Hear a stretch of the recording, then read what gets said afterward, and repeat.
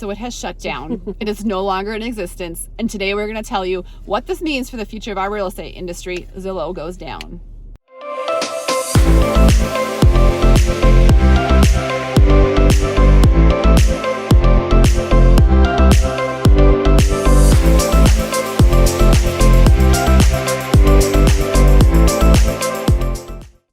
Okay guys, it's Kayleen and Lori here with The Finest Agents. We love helping fellow agents perfect Rockstar, your real estate their thing on video marketing. I'm not coming up with the right word right now. But we love being here and helping you all. If you have any questions for us, just reach out. We answer the phone. It's Lori and I. We're at 719-639-3393. We also put out new videos every Tuesday and Thursday. So if this is your first time or if you haven't subscribed, make sure and do so and you'll be notified anytime we put out a new video.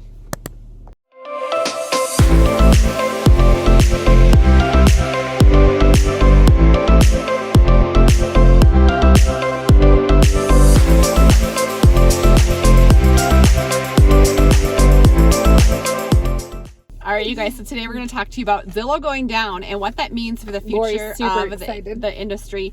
And I wouldn't say, well, first of all, I'll just say that, you know, Zillow going down, I don't think it's like this golden like cloud that's happening and like so silver lining that they're never going to come back. No, but that was one of our goals. Always gonna, yeah. That the Zillow or a Zillow company or the automation of real estate is always going to be something we have to compete with. That's why we were really what's our word? That's why we're really pro video, pro lead generation, pro making your brand. And so it's not going to go away. But Zillow iBuying program halting or closing down does change our industry, and it does show, you know, what the future of our industry is going to kind of look like. And I think a lot of this is putting pressure on some of the other programs to either like separate themselves from Zillow and say why their program is better and why they are, you know, being successful, because they're showing that, you know, it's going to come back to maybe that relationship piece of the real estate industry.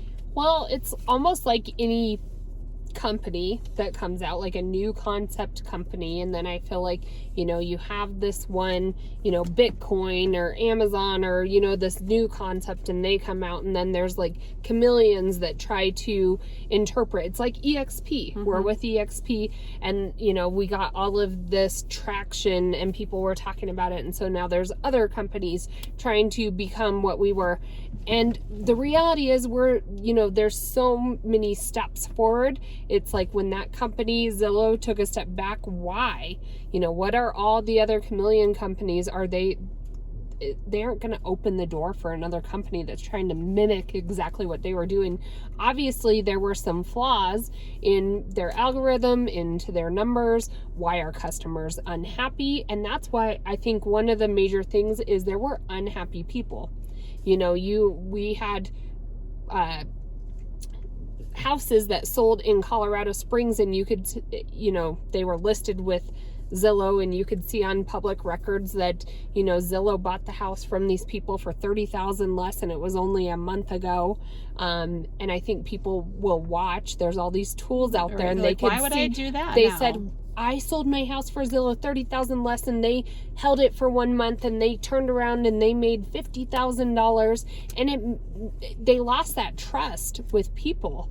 I even think from our buyer's perspective, like now that you say it, I think it's a good point, is a lot of times when we would show Zillow homes, so Zillow just bought the home, let's say, you know, 3 months before that, came in and painted it and whatever, and but now with all the, you know, access our clients have to when homes have sold and for how much, they can see that Zillow bought it or somebody bought it 2 months ago and paid, you know, $30,000 less, and now they're trying to sell it for $50,000 more than, you know, with the escalation offers are coming in, and they'll think why do I want to, why would I pay $50,000 more now? And I think Zillow didn't think about that piece of it from, you know, that number conscious client, or what clients can see now is, you know, the same thing happens when someone comes and flips it. And so unless you put a major flip in and you can show numbers to show that appreciation of that home based on the improvements you made, where Zillow was just coming in, painting it, and then, you know, lowballing them and then putting it back on the market for that much more. It was pretty I think Zillow kind of missed the mark of that. And so I think going forward,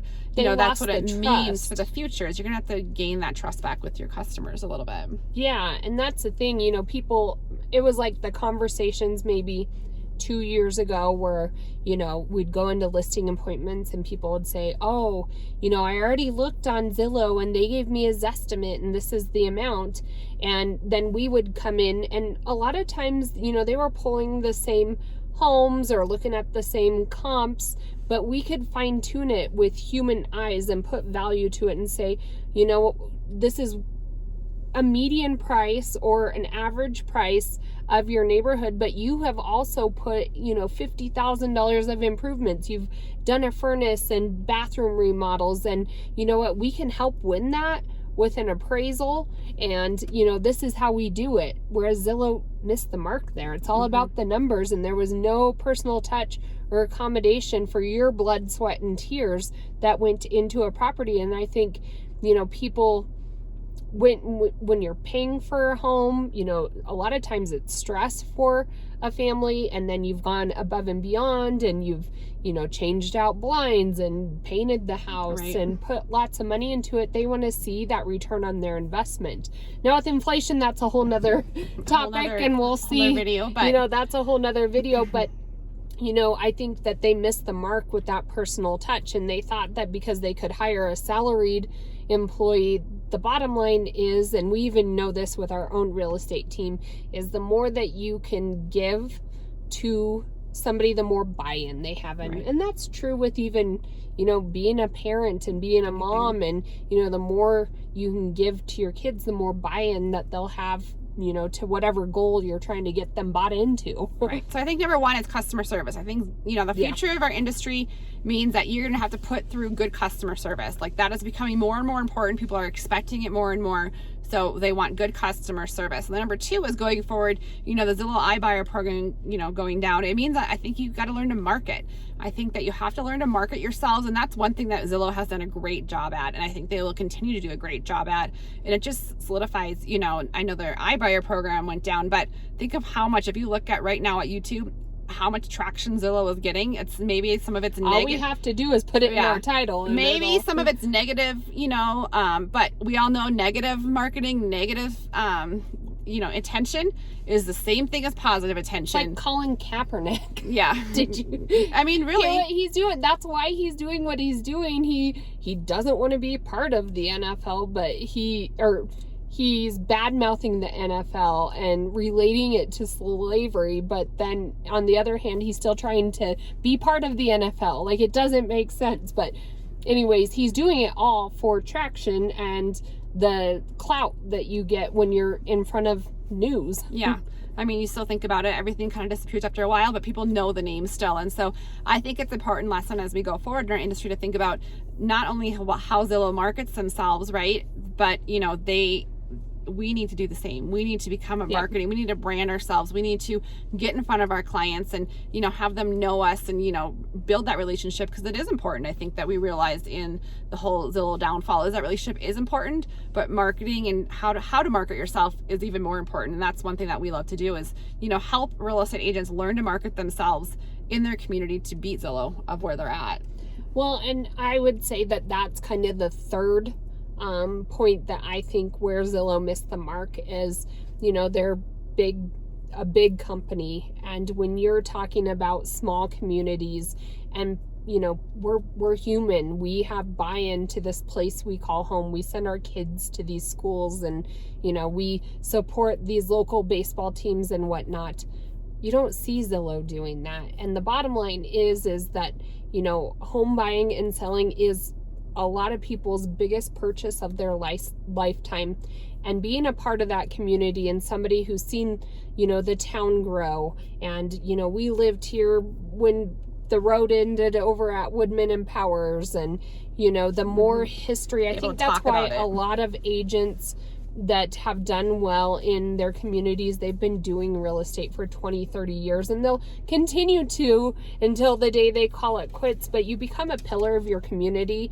And how can a big corporation be a part of every small community. I Right. just don't think it's possible. You lose that personal touch. I mean, it's coming. I mean, that we have to evolve, and I think that's one thing Kaylee and I always talk about is we have to learn to evolve our business based on, you know, what's happening. And so I think that's something to think about is like, I think Zillow did a great job. I think they realized, you know, hey, you know, I'm not saying that I think they're probably going to come back in some form in a year or so and watch and see what the market does, or tweak, maybe look at their algorithms and see where they went wrong in some of these things. So, but I think it's important to take that also into, you know, the future of real estate, the future of your real estate business is to learn to, you know, pivot if you need to, as we say, to learn to change your business, learn to look at the numbers, learn to look at what your customers are saying or your clients and kind of, you know, ebb and flow and reassess. That's right. We do that. I kind of got stuck on that a lot. You know, we'd have goals, or we would have an idea of where,